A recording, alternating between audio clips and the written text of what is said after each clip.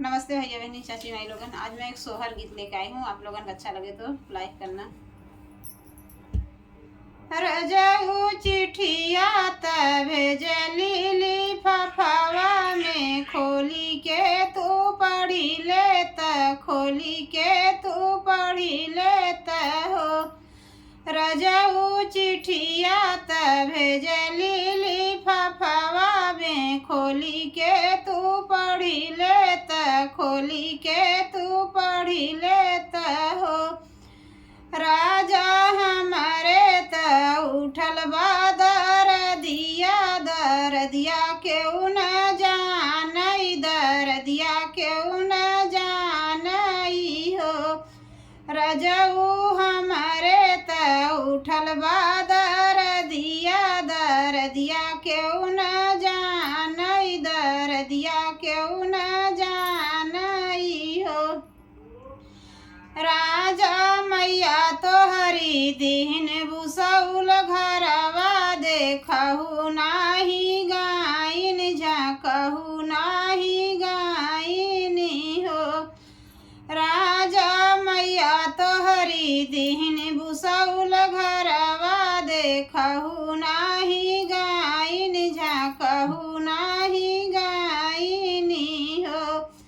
राजा बहिनी तोहरी बिरही बोलिया बोलाई, मोहा बीच कामाई, मोहा बीच कामाई हो।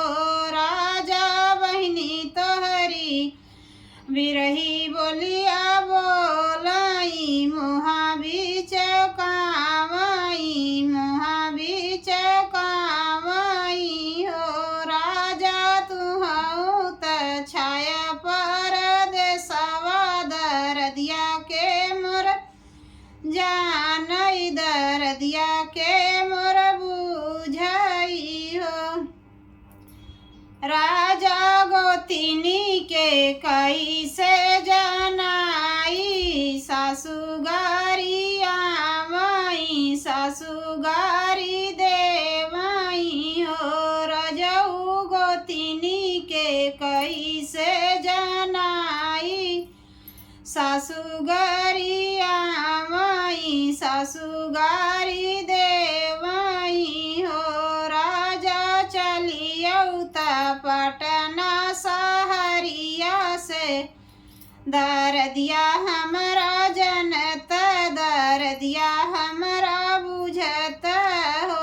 राजा चलियौ त पटना सहरिया से, दरदिया हमारी जनत, दरदिया हमारी बुझत हो। राजा जाऊ तू नयऊ विदेशवा से, राजा जाऊ तू नयऊ विदेशवा से, दरदिया के मोर जानई, दरदिया के मोर बुझई हो। राजा तुहाईनी जनबा मोर दरदिया, दरदिया हमारी बुझब, दरदिया हमारी बुझब हो।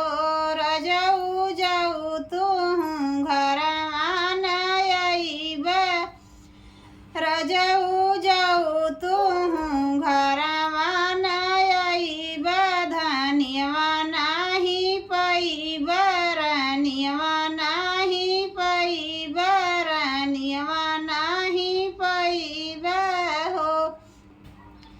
राजा जाऊ तुहु चलायऊ घरमा, रानियवै तुहु पउब, धनियवा तुहु पउब, त लाल जनम लइहई, लाल जनम लइही त पापा गोहरई हई हो।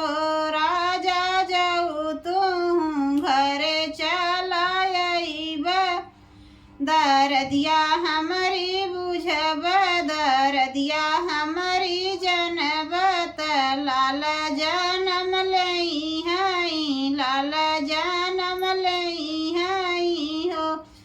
रजऊ लाल तो हई पापा गोहरई